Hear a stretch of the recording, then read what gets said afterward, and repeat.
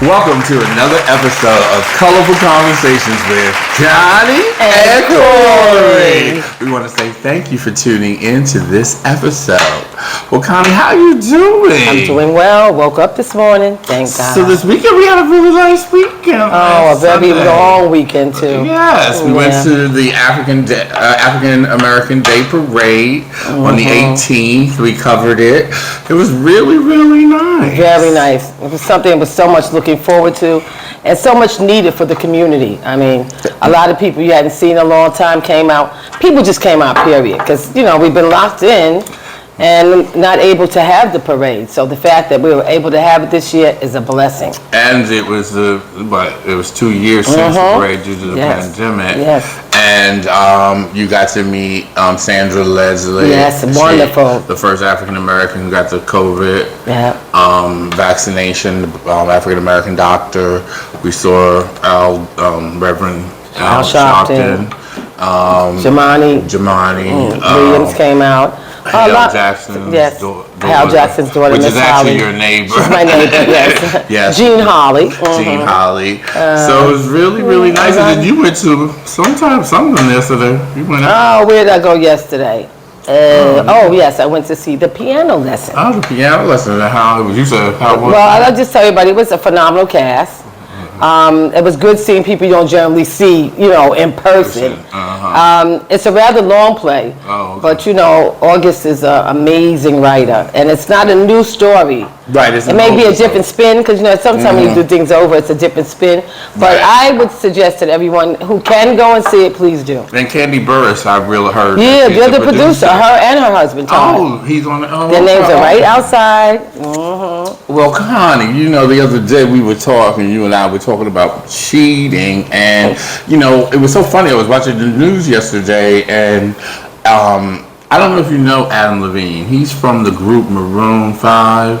I think there's some cheating scandal that's going on right now. Some, I guess, internet woman or whatever, she's saying that she and him had a relationship, but he said he did cross the line, but he didn't have sex with her. Or I think it wasn't physical. It was emotional, I guess, or whatever. But, his wife is beautiful. I mean, the girl who came out, which I find to be odd that she did this anyway coming out, but why would you cheat if you, like we were just talking backstage, not that you cheat on an ultimate partner because everyone's not perfect, no, but why do you think people cheat? When they have someone really good. Really good. And they're in a good relationship. Good qualities, whatever. What do you think? I think that there's something missing. Something caused you to want to cross the line, to want to, deal with someone else. Yeah. I don't know if it's a physical attraction, because a lot of the stuff on, they call them the Instagram relationships. Right. So many relationships have been formed because of Instagram. Everybody's all sexy and lovely and, showing all these body parts and all these sexy poses. And, some people get attracted to it. Whether it be a male or female, it happens. There's relationships that have actually started from Instagram, and they're married, they've gotten to have children, all kinds of stuff. So now I also think that people cheat because, like I always say, yes, you might think that person might be the best of all, have best good qualities, or that they might be close to being perfect for that person. But I also feel that maybe that person might have self-doubt in themselves. So if your partner has self-doubt, it maybe make you less attracted. Like, say, because they're doubting themselves. Right? Yeah, because I like you. That's a good one. But then you're keep not trusting that I love you or I care about you. I see. Constant questioning. How you feel about me. Right, because remember the little guy, the guy that I dated that you kind of didn't really care for, but he said that like two guys. One guy said I intimidated him.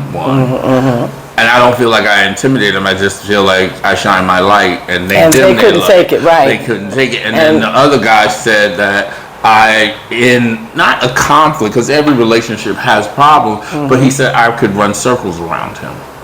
So he wasn't secure with himself. Yes. Right. So I mean, but I was happy in those, those two kind of relationships, I am a person who likes to talk about things and get it all over. We've talked about that, letting some people just process a situation and not getting an answer. I think I used to be that person. Yeah, you're just too much for them. It's too much. Yeah. So I always say it looks like perfection, but then it might be the person is always like doubting themselves. I think that's why people cheat. Because they're doubting themselves? Yeah, they're partly doubting themselves. So they want to go to somebody who doesn't shine as much as you are. No, is that what you're saying? They're looking for somebody that loves them has to prove their love all the time. And because they don't, that makes them go and cheat. Right. So the grass is greener on the other side because right here, this grass, I'm not getting what I need. Or that I'm trying to tell you I love you, I care about you. Yes, I'm working with beautiful people all the time, but you're the person I want to be with. But you keep doubting that I don't want to be with you or that you aren't bringing something to the table. Okay, hold up. Okay. Let's slow this down. I get excited when I start to talk about this. I was told a long time ago, by my mother, of course, that, to hear somebody say, I love you, I love you, I love you, that's not what you want. Love is to be shown, not constantly spoken. You show somebody that you love them. Because somebody can say they love you all day long and treat you like shit. So, you being that type of person is a person that shows love. And the people that you may have gotten involved with, they want to hear it verbally. They want to hear that. So they don't really understand what real love is. Because if you do, you'll know. Because you feel it from a person. How they treat you, how you do things together. You can tell. It's like weaving a basket. It all comes together. But it can also be career-wise. Like, I do multiple things. I have my new single out as Rex West. That's right. Yes, it came out today. It's a star. Available on iTunes. It's called I can't wait. What's the name of it again? It's called OVA, O-V-A-A. Oh, we got to play that for y'all. We'll The colorful ones have got to hear it. We'll give you a snippet so please. you can hear it. Yes, But yeah, DJ Pluto, somebody I met, he recorded one of my old previous tracks, and it's really hot. I can't wait and to so hear it's it. available on all streaming today. Very excited. But my point is, I have a podcast. I do music. So you're busy. I have an art curator. I have my own company. Right. So that person may not match me career-wise. Fine, but there's sometimes people can have relationships, even though one is doing more than And then I think he might have wanted to cheat because of that. Because you don't have time for him. So well, it's not that would be a reason to cheat. For him, but you're rather busy. I'm rather busy, but he only, his aspirations weren't the same. But it was okay for me. You didn't mind. I didn't, but I feel like let's look in a person's mind. Like, like he told me. I think you like you said, you can run circles around me, and I'm out of my league. That's what he said. I've heard that on several occasions. He said, occasions. I'm out of your league. Yeah, I've heard people say that. And I felt hurt because I was like, well, then it becomes where I'm looking at the person. Well, shit. You ain't bringing nothing to the table then. Right. But I still want to be with you. But I still want to be with you. Right. Why are you making this an issue? And so then I would be honest that I didn't cheat on that person, but I was checking out. Oh, you was thinking about it. Even the thought is cheating. No, I'm just joking. You were thinking about it. I was thinking about it, but I guess dealing with someone who may be on your same level or going the same way you are. Someone who's excited about something. This guy, I don't think he was excited about nothing. He wasn't. He didn't seem excited. That would be a reason to cheat right there, okay? Yeah. So let's add, there's an important question then, Connie. What is cheating to you? I think real cheating, when we say what's real and not real. What's real? I think when it becomes intimate. Okay, but maybe we might not be physical. It could be that I'm talking to you every day. Maybe that, like you said, he didn't seem excited about everything. But now I have another person, a friend, that is a friend, but he's excited about everything I do. I might call that person all the time. Am I cheating? I don't think that's cheating because you said the word friend. Okay, but what if I'm calling that person for support? That my partner, the person I'm dating, I'm not confiding in, I'm not sharing, but I'm calling this one person about everything. No, I just don't see this cheating. Matter of fact, it's funny thing. But I hate what's to bring up emotional topics, cheating? but I seen that. I watch Queen Sugar. I don't know if any other colorful ones watch it, and they had an episode like that where the wife felt like he was talking to. Well, the other woman used to be his old girlfriend. So that's this is an example. It was Ralph Angel's previous girlfriend, but now she's his boss. So a lot of things they talk about, and the things that they talk about is land and legacy. And he was just telling her that his wife didn't get it. She didn't understand the legacy for him and his, farm. And she happened to hear him, and that tore her up. But that's emotional cheating to me. But she didn't say, she didn't say that she thought he was cheating. Her whole thing is like, don't talk about me because I get it. Like, you don't have to go anywhere else and discuss me with anybody else. You can discuss it with me. That's what she wanted. She wanted him to discuss everything with her and not go out and discuss it with anybody else. And at the end of the day, at the end of the show, things always come together. They made up, and she said, I'm here. See me. Talk to me. But I mean, do you think it's a... And I don't think it was considered cheating. It was just, don't talk to me, to somebody you used to date. And he was like, it's my friend and it's my boss. And he said, it wasn't that. It just, we were just talking. We just, Yeah, but if somebody's confiding into someone, your partner is confiding into someone, and you don't feel slighted? Or yes, you do. That's what I'm saying. She said that. She felt slighted. You will feel slighted, yes, but I don't think that's considered cheating. But when do you feel is it considered emotional cheating? Well, you're talking about emotional cheating, so you're saying... That there's no sex, though. So you're saying that's what you were doing. You were doing emotional cheating. And what do you actually mean by emotional? I think where I feel where I'm walking on eggshells with someone, that I can't talk to my partner about maybe deep or hard issues, or I am having difficulty. If I was having difficulty in my relationship with someone and I'm going outside of the relationship to confide in someone for their support, that I'm not going to my partner.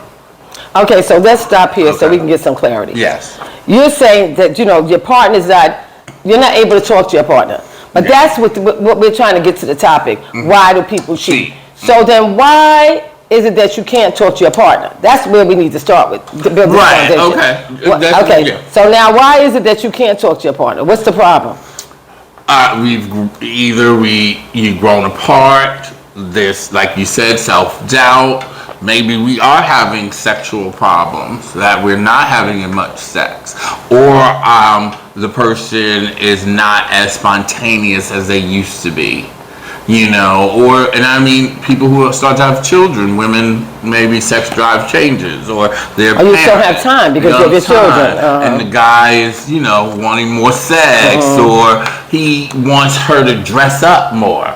See, you get dressed all the time, Connie. So, I mean, but you wear fabulous clothes, you put your makeup on.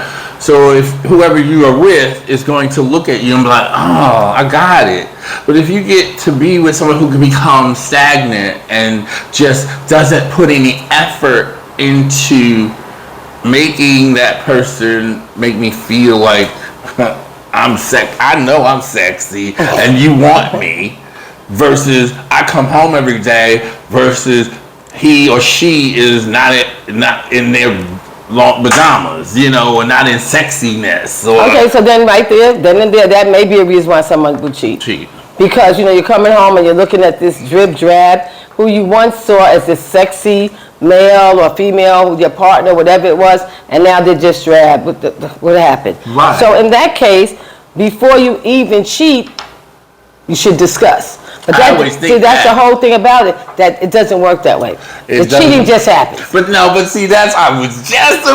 glad you said that, because I was just about to ask you. I have people say, it just happened. Do you believe in that? Yes. I don't. I know if I'm pulling my pants now, Connie. Oh, wait a minute. I didn't say everyone go out and pull their pants or pull their dress up. I'm saying that sometimes it just happens. Because we just said that, all of a sudden, he or she is no longer upkeeping themselves. I mean, some people get to the point, you come home and you're like, did you shower today? What happened? What's wrong with you? So, I mean, that's not attractive. No matter, if it's your husband, your wife, your partner, your husband, it's not attractive. So it's considered a turn off.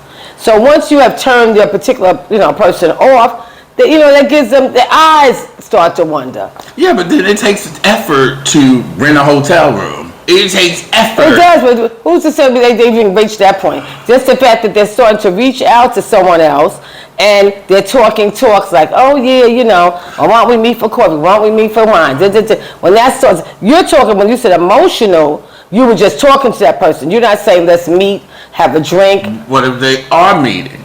Or maybe they're having flirtatious DMs. Oh yes, I'm saying that's not emotional. When you start flirting, that's a whole other story. Okay. Instead of just coming to you and say, listen, George, I don't know what's going on. I'm having a hard time at work, and or I'm having a hard time with my son or my daughter or my parents. When you're going to someone, you're talking to your friend about what's going on in your life, or your job, whatever have you. That might be emotional. Someone you can talk to or lean on. But then when you start talking shit, excuse my expression, see, like, ooh, girl, but what you wearing? I think it's a little.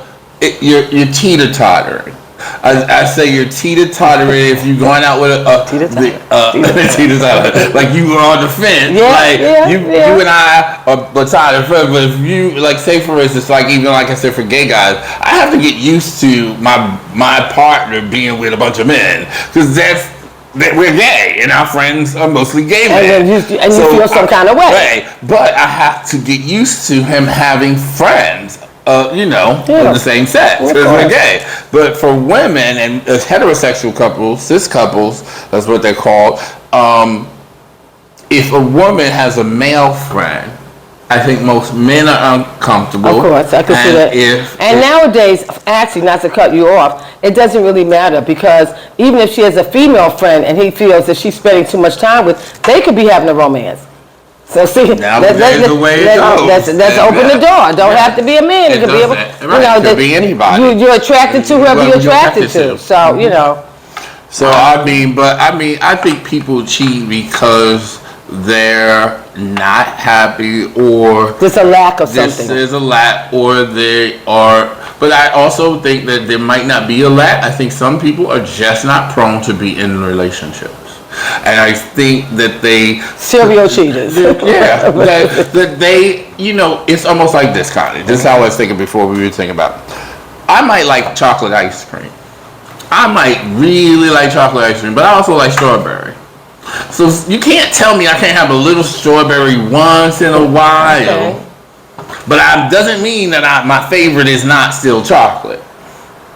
But strawberry, I want to taste a little strawberry once in a while. Right. I think that's what it is that we have this influx of everything. Yes, it's a lot. And there's a shortage really on men. For heterosexuals, there's a shortage on men. So it's like they have a smorgasbord. They can go over here with Susie one night and marry the other and Joanne and right, and that's how I feel with gay men because gay men can have sex readily. They meet each other quickly via the apps and things of that nature. Mm-hmm. So cheating is easier, and then a lot of people say, well, that was just sex. Again, they separate emotional versus sex. I know, that's the whole thing. I think that when you find, and I always seen, just because when you watch TV or even in conversations with people who have been cheated on, the first thing they ask the person is, do you love them? Right, and I think cheating requires lying. Of course. Right, so you've been lying. Right, of course. Let's really call a thing a thing. Cheating is lying. Yes, it is. And also to come out and say, oh, do you love them? And they'd be like, oh, no, I don't love them. It just happened like that. It was just a little sex. It was just one time. Right, a little something. And as you are an advocate for safe sex, it's also you are breaking trust. Where if you don't have that open agreement with someone and you're going out and you're not doing what you're supposed to sexually, protecting yourself, doing the right thing, you're putting another person's life at risk. Of course, that's the main thing. That is also why cheating, if it's not agreed upon, is a big problem. Yes, it is. Because because like just now, people who are monkey paws, syphilis, all these things are coming back. Coming back, and we're on a high rampage on it. And if you think you're in a monogamous relationship, and now this person's being sloppy, that fair crossing that is really that's the part that is the line, and that's what I think really bothers me the most. Is that you don't know what you're gonna bring home, because a lot of times people don't always do safe sex. It could just be random. All of a sudden, you kissing, and you don't always have a condom in it. So, boom. And I don't believe that pull out. Please, once you put in, don't worry about pulling out, because you done put it in. Okay? So it's in. So whatever's in there already, it don't even have to be a pull out thing. Once you go in, it's in. Okay. So it's On that note, I think this is a good segue to say thank you for tuning in to another episode of Colorful Conversations with Connie and Corey. We want to say thank you so much for tuning in to this episode. Remember to like, subscribe, comment, share. You can also email.